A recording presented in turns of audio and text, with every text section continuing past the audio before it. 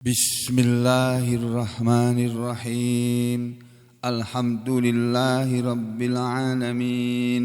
Wassalatu wassalamu ala rasulillah wa ala alihi thahirina ajma'in. Amma ba'du ayyuhan nas, ittaqullaha mastata'tum wasma'u wa ati'u la'allakum turhamun. Para muslimin rahimakumullah, kita lanjutkan kajian kita surah Al-Kahfi, tapi tidak seluruhnya, kita pilih ayat-ayat yang penting untuk segera diketahui. Kemarin sudah dibicarakan ayat 46 ayat 46 dari surah Al-Kahfi, di mana Allah Subhanahu wa taala berfirman seperti ini ayatnya. A'udzu billahi minasy syaithanir rajim. Al-malu wal banuna zinatul hayatid dunya wal baqiyatus salihatu khairun 'inda rabbika thawaba khairun 'inda rabbika thawaba wa khairun amala. Ini penjelasannya atau tafsirnya juga sudah kita pelajari ya, sampai pada ini ya yang kita pelajari kemarin dari dari tafsir Ibnu Katsir ya. Jadi saudara sekalian, Allah Subhanahu wa taala berfirman ya, al-malu wal banuna zinatul hayatid dunya. Ini penjelasannya, kemarin sudah diterangkan ya. Saya cuma mau mengulang sedikit sebelum melanjutkan kalimat berikutnya. Kalimat pada ayat 46 ini kan bunyinya di bagian depannya berbunyi al-malu wal banuna zinatul hayatid dunya. Al-malu harta itu, wal banuna dan anak-anak itu, banun ya, anak-anak, bentuk kalimat jamak. Harta dan anak itu, kalau bahasa kita begitu, adalah zinatul hayatid dunya, perhiasan kehidupan dunia. Karena dia perhiasan kehidupan dunia, makanya menarik.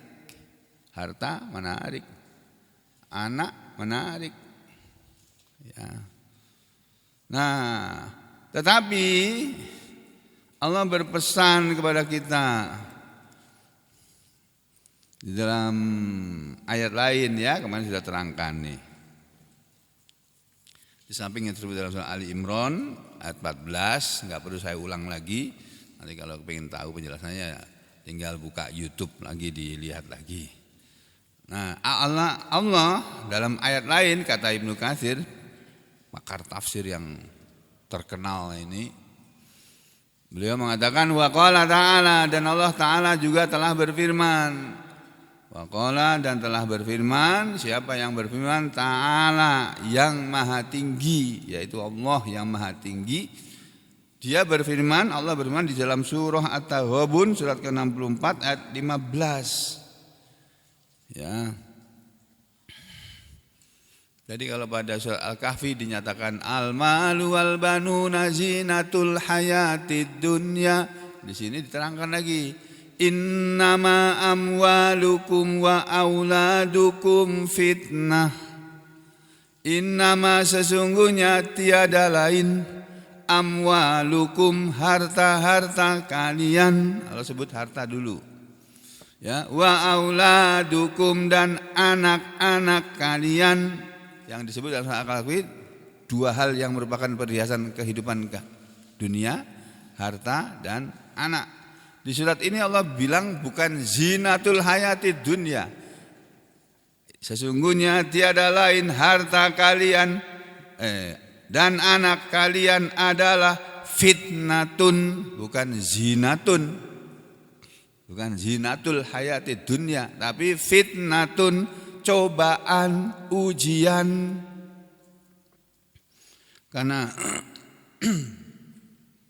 harta dan anak selain merupakan perhiasan kehidupan dunia, tapi itu juga cobaan.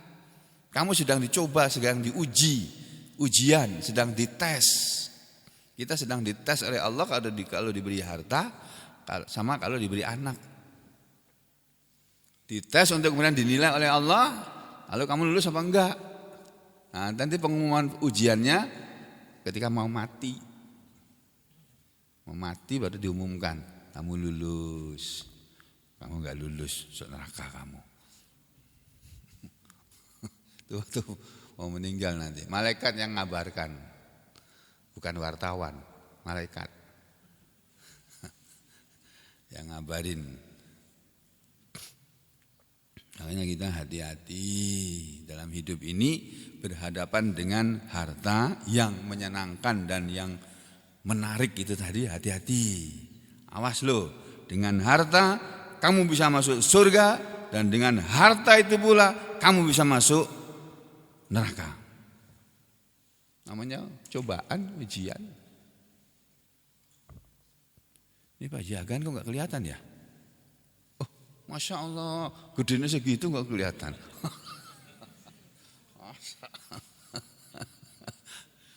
Masya Allah. Jadi harta dan anak itu ujian, makanya kita diuji oleh Allah, diberi harta, kita pakai untuk apa? Kalau kita pakai harta kita untuk yang baik-baik, akan menghasilkan pahala. Kalau pahalanya banyak dari harta kita, masuk surga lah kita. Demikian juga kalau manusia atau kita ini diberi harta oleh Allah, tapi kita gunakan untuk foya-foya. Enggak pernah kaya ini, begitu kaya langsung. Itu ada orang kaya di Jawa Timur tuh, karena dapat apa itu, ganti rugi jalan tol. Itu pembuatan jalan tol Surabaya Jakarta itu menghabiskan dana triliunan itu kan, karena sebagian untuk mengganti rugi tanah masyarakat yang tanahnya dilewati jalan tol. Itu ganti ruginya besar itu, ganti ruginya itu. Jadi ada yang orang-orang kaya mendadak, OKB, orang kaya baru. Itu begitu dapat duit, langsung dia beli mobil mewah, rumahnya diperbaiki. Padahal seharusnya dapat berapa? 1 miliar. Keluarkan dulu zakatnya. Berapa zakatnya? 20%. Itu sama dengan barang temuan. Kita nemu barang, isinya kotak, isinya emas, berlian, sama duit, dolar. Diumumkan selama 1 tahun lebih dulu. Siapa yang kehilangan sebuah kotak, silahkan menghubungi saya, jangan disebutkan isinya. Nanti ada orang yang ngaku-ngaku misalnya, saya aja yang kehilangan. Jangan dikasih lihat. Apa warna kotaknya, kayak apa bentuk kotaknya, tanya dulu.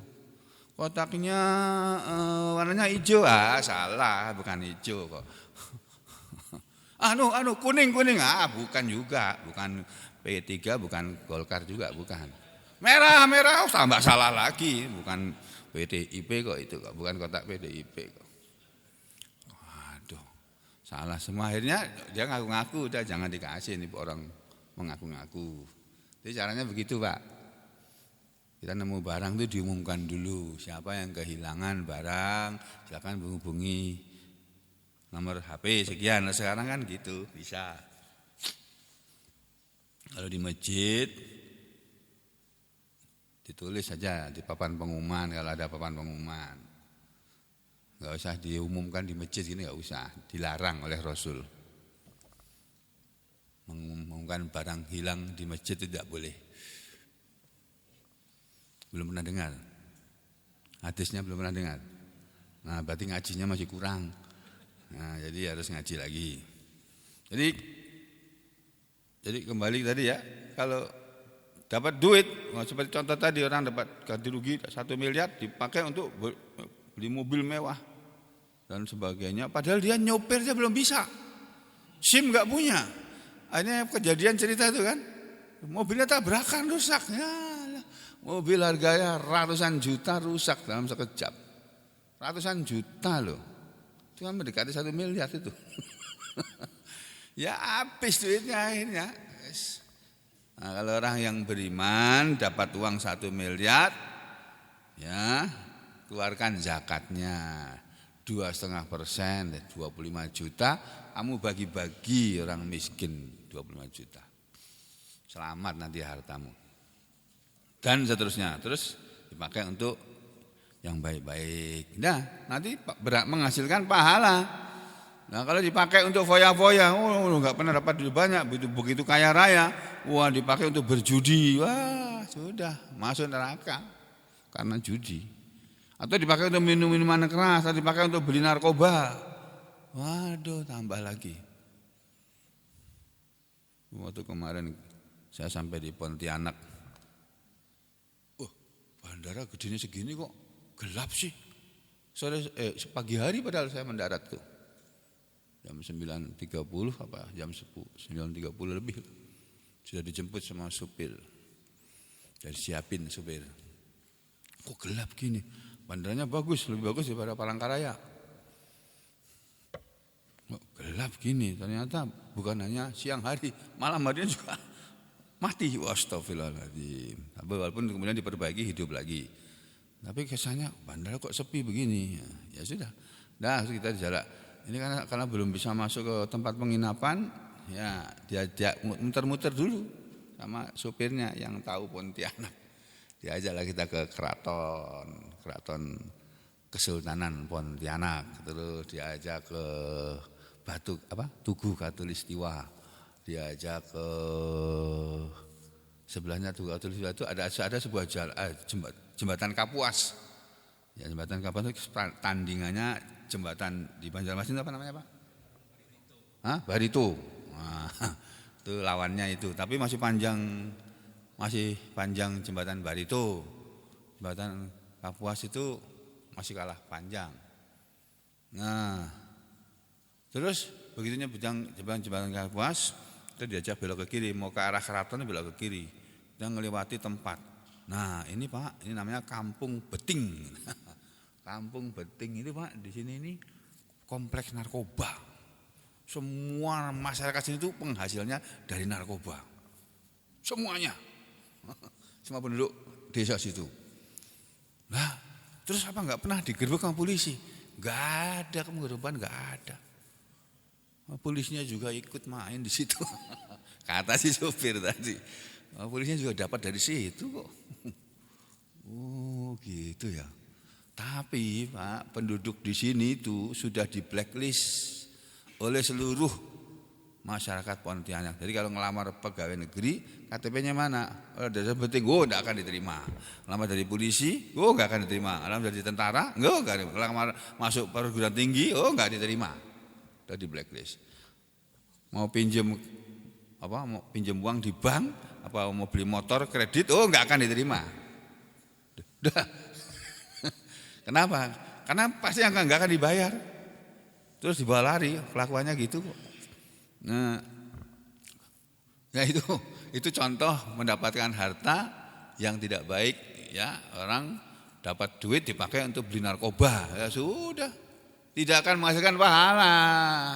Tapi sampean dapat duit, sampean belikan makanan, dikasihkan orang, apalagi orangnya lagi puasa. Pahala puasanya sampean dapat, padahal sampean enggak puasa.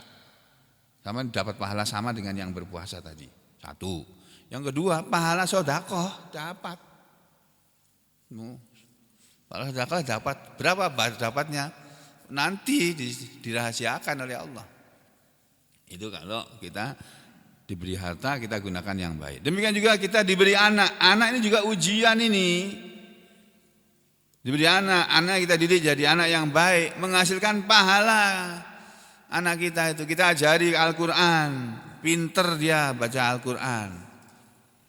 Nah, setiap kali dia baca Al-Qur'an, pahalanya mengalir kepada kita. Walaupun kita tidak membaca Al-Qur'an, anak kita yang baca Al-Qur'an, tapi di rumah kita ajarin. Ayo, nak, apalanya ini ibu dengerin, mama dengerin, papa dengerin. Ya, bener enggak hafalanmu? Anaknya hafal, dapat pahala, dan seterusnya. Ya, jadi innama amwalukum wa auladukum fitnah. Sesungguhnya tiada lain harta kalian dan anak-anak kalian adalah cobaan, adalah ujian. Kamu sedang diuji oleh Allah dengan anaknya anak, karena anak kamu bisa masuk surga, dan karena anak pula kamu bisa masuk neraka. Karena harta kamu bisa masuk surga, dan karena harta pula kamu bisa masuk neraka. Nah, wallahu, dan sedangkan Allah indahu, di hadapan dia, di sisi dia ada ajrun azim, ada balasan pahala yang besar. Ajrun azim, pahala yang besar atau balasan yang besar adalah surga. Jadi al-mal wal banun, harta dan anak itu zinatul hayati dunya atau fitnatun, ya. Hati-hati kamu karena itu ujian. Terus kamu jangan cari harta karena harta itu, jangan. Kamu cari harta untuk mendapatkan apa yang ada di hadapan Allah, yaitu ajrun azim. Kamu diberi anak oleh Allah, kamu cari, kamu gunakan anak kamu itu untuk mendapatkan ajrun azim, pahala yang besar. Jadi punya anak bisa menyebabkan kita masuk surga. Kalau anak itu kita ajari yang baik-baik sehingga dia berbuat baik, kebaikan dia lari kepada kita. Kalau anak itu berbuat jahat, berbuat jelek, lari juga kepada kita. Kita kan siapa yang ingat? Ini anaknya itu, oh memang anaknya itu. Kalau sudah anaknya itu sudah. Nah, sampai dicap masyarakat kayak gitu kayak apa coba? Kalau anak kita enggak baik, naudzubillah misalnya. Oh, pantas saja anaknya itu, kelakuannya memang kayak gitulah. Kalau udah gitu kan enggak enak. Yang berbuat anak kita yang kena malunya pula. Ya, makanya Ibnu Katsir kemudian mengatakan aim jadinya yaitu makna ayat al-malu wal banuna zinatul hayatid dunya yang dijelaskan dengan ayat ini juga jadinya yaitu al-iqbalu alaihi, al-iqbalu menghadap, al-iqbal itu apa ya? Ya menghadap itulah. Kalau bahasa letterleknya itu begitu, bahasa terjemah harfiahnya itu begitu. Atau bisa juga diartikan kembali. Al-iqbalu alaihi, kembali kepadanya. Wat tafarruhu, dan tafarruh itu mengosongkan diri, mengkhususkan diri li ibadatihi, untuk beribadah kepada dia. Jadi memikirkan kembali kepada Allah dengan harta dan anak. Kita diberi harta, kita gunakan harta ini untuk kembali kepada Allah. Persiapan modal, bekal kembali menghadap kepada Allah. Al-iqbali alaihi, kembali kepada Allah atau menghadap kepada Allah dengan harta yang Allah berikan, dengan anak yang Allah berikan, wa tafarruhu, dan menyibukkan diri, tafarruh li ibadatihi, untuk beribadah kepada dia dengan harta dan anak, ya. Khairun, itu lebih baik lakum, bagi kalian, min, daripada, ya, min istigholikum, daripada menyibukkan diri kalian, bihim, dengan mereka. Sibuk dengan harta, sibuk ngurusi harta, sampai tidak memikirkan bahwa kita akan kembali kepada Allah.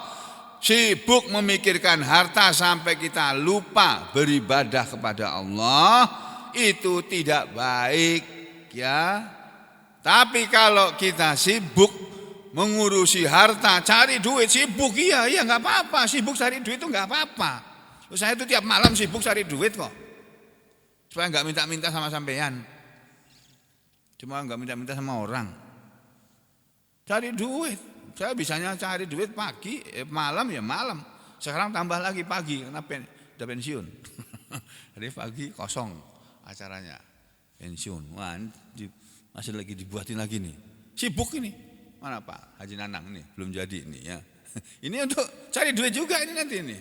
Walaupun kalau di sini cari duitnya beda dengan yang di sana Pak. Ya, di sini banyak gratisnya. Banyak digratis, tapi kadang-kadang orang digratisin nggak mau, malu dia. Ada ini untuk Pak Dokter ini. Nah, ya nggak apa-apa, saya terima aja. Ya, jadi bapak-bapak, ibu-ibu sekalian, menyibukkan diri untuk mencari harta, menyibukkan diri mengurus anak, asal itu untuk keperluan persiapan kita menghadap kepada Allah dan persiapan untuk keperluan ibadah kita kepada Allah, itu khairul lakum, lebih baik bagi kalian, kata Ibnu Katsir, min istigholikum bihim, daripada kesibukan kalian dengan mereka, dengan anak-anak, sibuk dengan anak, ya, wal jam'i, dan sibuk mengumpulkan harta lahum, untuk keperluan mereka, bukan untuk keperluan Allah. Ya, itu tidak baik kalau yang seperti itu. Menyibukkan diri dengan atau menyibukkan diri dengan hal tersebut dan menghimpun harta, ya. Terus wasyafaqati, dan syafaqah. Kemarin saya salah mengartikan ya. Kemarin syafaqah saya artikan rindu. Padahal syafaqah ini artinya bukan rindu, ada arti lain. Arti lain itu khawatir.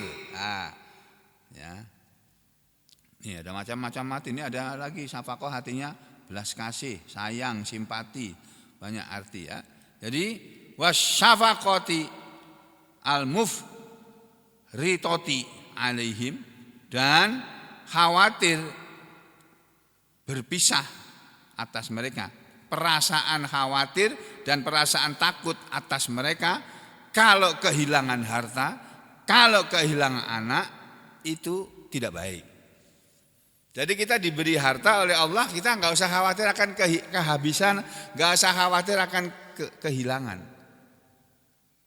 Caranya bagaimana? Dijaga supaya harta kita tidak hilang, tidak habis, dijaga.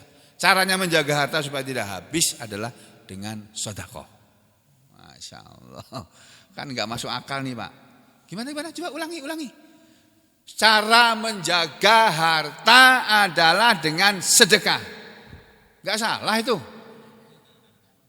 Kok sedekah kok menjaga harta? Sedekah kan berkurang duit kita. Iya, menurut kamu, menurut otakmu yang cuma segini nih, yang terbatas berpikirnya. Nabi SAW yang bilang, ya, as-shadaqatu tudfi'un nar, sedekah itu bisa mematikan api neraka. Loh gitu. As-shadaqatu taruddul bala, sedekah itu menolak bala, menolak bencana. Kalau kita kepengen tidak kena bencana, sedekah. Begitu, ya. Dan seterusnya. Jadi banyak hadis-hadis tentang keutamaan harta. Nanti perlu dibacakan lagi, diingatkan lagi.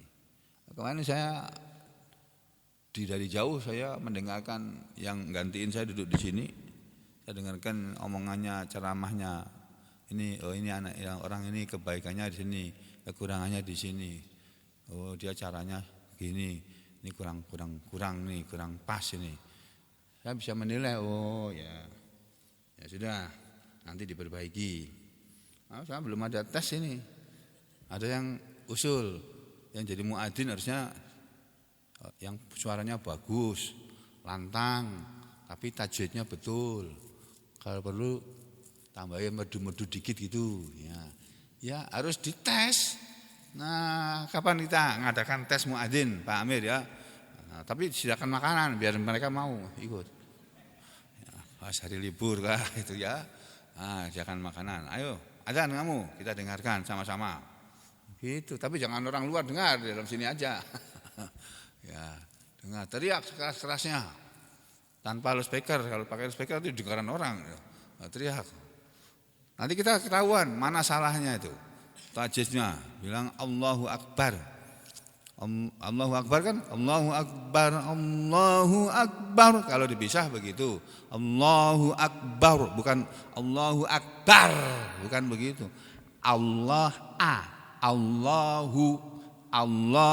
Akbar. Itu kalau putus. Tapi kalau disambung Allahu Akbarullah, Allahu Akbarullah gitu kalau disambung. Allahu Akbarullahu Akbar. Akbar bukan akbar, bukan begitu. Asyhadu alla ilaha illallah. Terus betul itu. Selama ini kita biarin aja. Ada yang usul, oh bagus usulnya nih. Jadi nanti kita tindak lanjuti. Muadzin-muadzin itu satu persatu kita tes. Nah, semuanya kita tes. Nanti yang paling bagus, yang paling didahulukan. Kalau ini enggak beralangan, yang nomor 2, juara 2-nya. Yang nomor 2 enggak beralangan, juara 3-nya. Gitu aja. Cuma enggak dibayar loh Pak muadzin. Kalau dibayar nanti sampean kehilangan pahala di akhirat. Nah, pahalanya muadzin itu besar itu. Dan dijamin masuk surga itu. Masya Allah, muadzin yang benar-benar muadzin loh ya. Nah, makanya kita perbaiki nanti ya, kita sama-sama perbaiki. Nah, kembali ke sini ya. Jadi mempersiapkan diri menghadap kepada Allah dengan harta dan anak dan sibuk beribadah kepada Allah dengan harta dan anak itu lebih baik bagi kalian daripada sibuknya kalian dengan mereka anak-anak tapi lalai beribadah dan wal jam'i lahum dan mengumpulkan harta untuk mereka tapi lupa beribadah itu tidak baik. Apalagi wasyafaqatil mufritati alaihim dan kekhawatiran kehilangan harta atas diri mereka. Walihada dan karena inilah qala Allah berfirman setelah Allah menyatakan al-malu wal banuna zinatul hayatid dunya. Nah, di belakangnya ayat berikutnya wal baqiyatus sholihatu khairun inda rabbika thawaban wa khairun amala. Ya, wal baqiyatu dan apa namanya? Peninggalan ya. Di situ jadikan apa, Pak? Wal baqiyat. Yang kekal. Wal baqiyatu dan yang kekal-kekal as-sholihatu kebaikan-kebaikan wal baqiyatu sholihatu dan kebaikan-kebaikan yang kekal gitu ya. Khairun adalah lebih baik inda rabbika di hadapan Tuhanmu wahai Rasul wahai Muhammad lebih baik apanya? Sawaban balasannya wa khairun dan lebih baik amalan bukan amalan jangan salah baca loh ini jangan dibaca amalan nanti artinya berubah amalan tuh cita-cita harapan angan-angan jadi kita boleh berangan-angan tapi angan-angan yang paling baik adalah angan-angan bisa mendapatkan al-baqiyatus sholihat. Bukan angan-angan mendapatkan harta yang banyak, bukan angan-angan mendapatkan anak yang banyak dan sebagainya, bukan. Tapi angan-angan yang baik adalah angan-angan mendapatkan al-baqiyatus sholihat. Apa itu al-baqiyatus sholihat? Wah, diterangkan. Ya, kebaikan yang kekal atau peninggalan yang baik. Ya, al-baqiyat juga bisa bermakna al-baqiyat sesuatu yang tersisa yang tertinggal tapi as-sholihat yang baik yang ditinggalkan oleh manusia tapi yang baik peninggalan yang baik amalan yang ditinggalkan tapi amalan yang baik itu khairun inda rabbika thawaban wa khairun amala adalah lebih baik di hadapan Tuhanmu sebagai pahala dan lebih baik ya di hadapan Tuhanmu sebagai angan-angan yang baik dan pahala balasan yang baik adalah al-baqiyatus sholihat Apa itu al-baqiyatus sholihat? Qala Ibnu Abbas, berkata ahli tafsir Ibnu Abbas, wa Sa'id bin Jubair, dan Sa'id bin Jubair ini muridnya, wa ghairu wahidin, dan tidak hanya ghairu, dan selain wahidin seorang pun, dan bukan hanya satu orang minas salaf, dari ulama salaf, ulama yang terdahulu. Artinya ulama salaf zaman dulu, ulama salaf itu ya para sahabat Nabi, para tabi'in, para tabi'ut tabi'in, itu ulama salaf itu semuanya. Bukan salafi, bukan. Ya, salafi itu ya orang zaman sekarang yang mengikuti, kata mereka, mengikuti ulama salaf. Itu salafi katanya. Mereka mendapatkan, kita sekarang jangan bilang ana muslim, tapi ana salafi. Itu orang salafi ada yang ngomong begitu. Pertama kali saya dengar pengajian mereka dari guru mereka yang tertinggi di Solo. Guru mereka yang paling ngetop. Itu dia bilang, mestinya sekarang orang bilang ana salafi, bukan ana muslim. Oh, saya bilang wah ini enggak benar nih. Oh, Nabi mengatakan ana muslim gitu kok. Ali bin Abi Thalib itu loh, orang terbaik sesudah Nabi Muhammad SAW, sesudah Abu Bakar As-Siddiq, sesudah Umar bin Khattab, sesudah Utsman bin Affan, Ali bin Abi Thalib itu Khulafaur Rasyidin Al-Mahdiyyin itu termasuk. Beliau aja bilang ketika diprotes oleh orang, wahai Ali, kamu itu kan menantunya Rasul, kamu itu kan saudara sepupunya Rasul, ya, kenapa sih kamu sama Abu Bakar kok taat banget, nurut banget? Padahal Abu Bakar itu kan, dia kan bukan siapa-siapa, hanya mertuanya Rasul saja, gak ada hubungan darah dengan kamu. Nah, engkau ya Ali, ada hubungan darah dengan Rasul, kamu itu saudara sepupu kok. Dipanas-panasi, dikomporin. Zaman sahabat itu ada yang suka ngomporin juga, Pak. Bukan hanya zaman sekarang. Apa jawaban Ali? Anak muslim, saya itu hanya seorang muslim biasa. Bukan anak salafi, padahal beliau orang salafi asli itu. Orang salaf itu. Ali bin Abi, tapi beliau tidak bilang anak salafi, anak muslim. Maaf, ini saya tidak mengolok-olok orang salafi, enggak, tapi saya menjelaskan. Ya, jadi Ibnu Abbas dan lain-lain itu mengatakan al-baqiyatus sholihat, yang namanya al-baqiyatus sholihat, tafsir yang pertama adalah as-shalawatul khamsu, salat 5 waktu. Itu.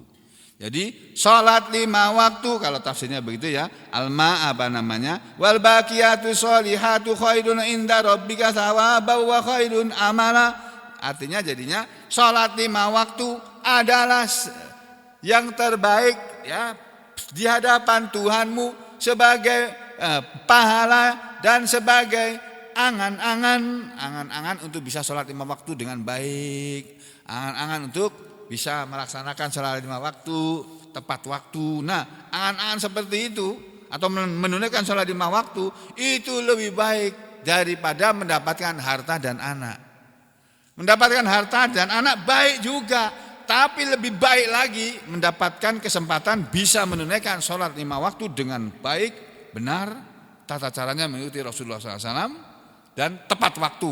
Masya Allah. Seringkali kita sholat 5 waktu, iya sholat, tapi tidak tepat waktu kan.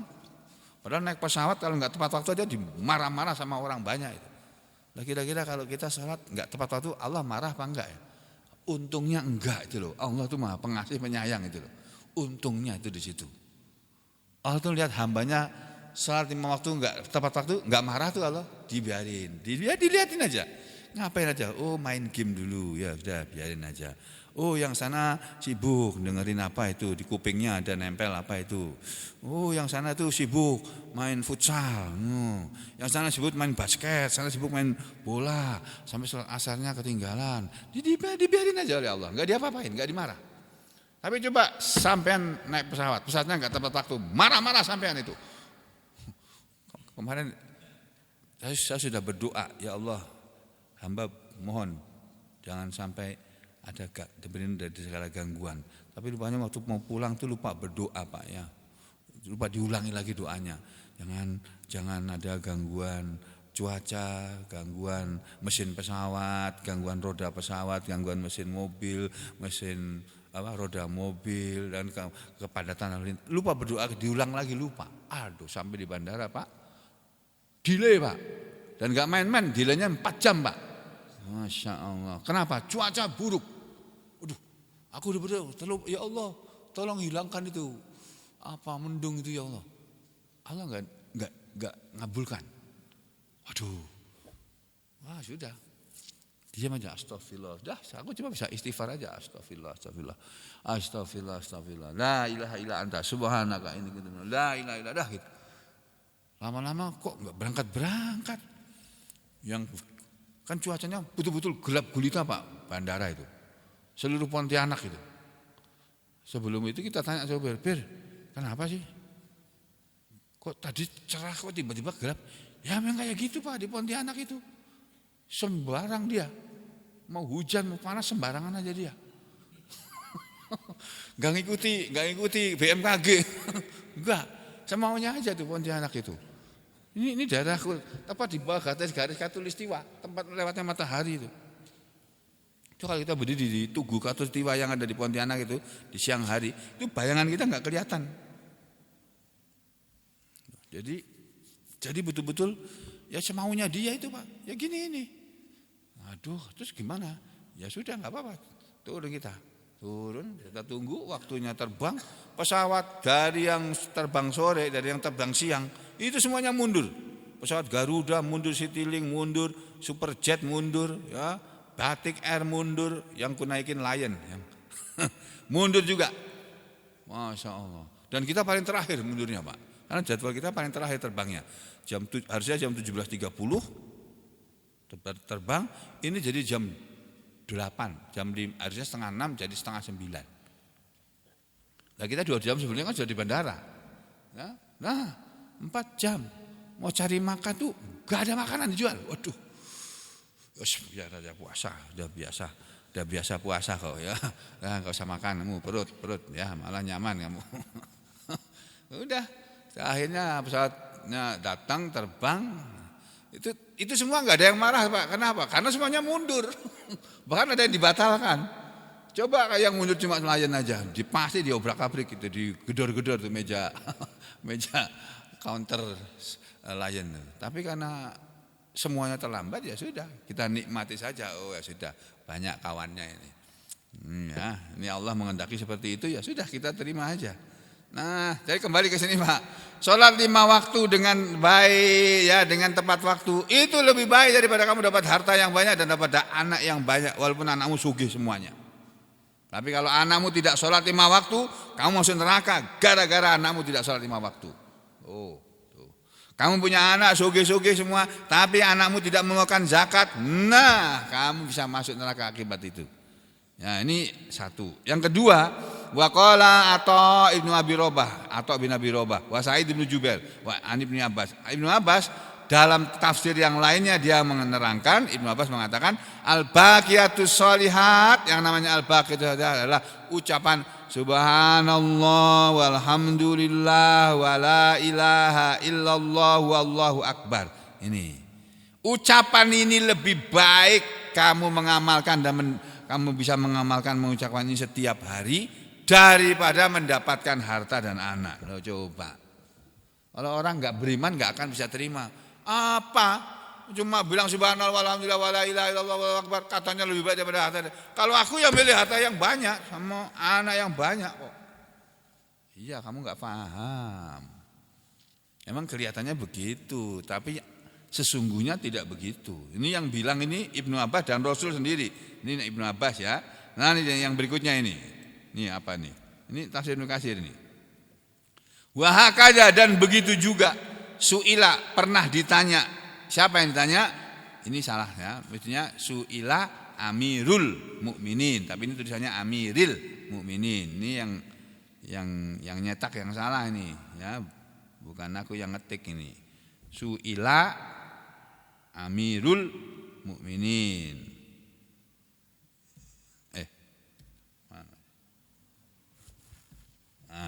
Telah pernah ditanya Amirul Mukminin, pemimpin orang beriman, yaitu Utsman bin Affan. Utsman bin Affan.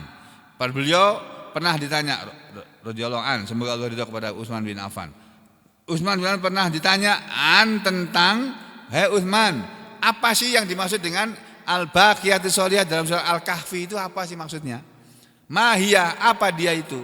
Faqala, maka Utsman bin Affan menjawab. Ya, ini dihapus. Dia, ya ini al-baqiyatus sholihat adalah ucapan la ilaha illallah. Itu loh. Ucapan la ilaha illallah itu lebih baik kamu bisa mengucapkan la ilaha illallah dan sampai mati pun kamu bisa mengucapkan la ilaha illallah, dan selama kamu hidup kamu terus mengucapkan la ilaha illallah, itu lebih baik daripada kamu bisa mendapatkan harta dan anak. Itu. Wa subhanallah, dan juga ucapan subhanallah, walhamdulillah, dan ucapan alhamdulillah, wallahu akbar, dan ucapan Allahu akbar, wala haula wala quwwata illa billah. Nah, ini al-baqiyatus sholihah. Lalu ada diterangkan hadisnya oleh Ibnu Katsir. Ini loh hadisnya, keterangan saya di atas. Ini berdasarkan hadis yang diriwayatkan oleh Imam Ahmad. Hadisnya berbunyi begini, kata Ibnu Katsir. Nih, hadatsana Abu Abdurrahman Al-Mukri, hadatsana Haywah, amba'ana Abu, telah mengabarkan kepada kami guru kami Abu Akil, annahu, bahwasanya Abu Akil sami'a, telah mendengar Al-Harits, sahabat Nabi yang bernama Haris, Maula Utsman, bekas budaknya Utsman bin Affan radhiyallahu an, semoga Allah ridha kepada Utsman.